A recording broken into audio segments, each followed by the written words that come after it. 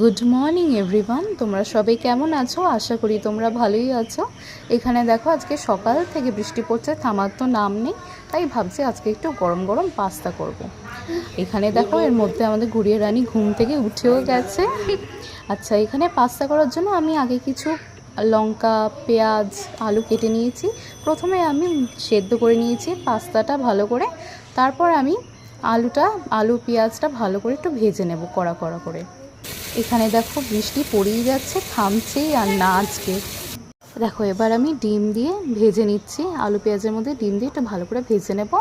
আর দেখো রান্না করতে করতে ভিউটা যে আমি কী এনজয় করি, রোজ আমি বলে এক্সপ্রেস করতে পারবো না।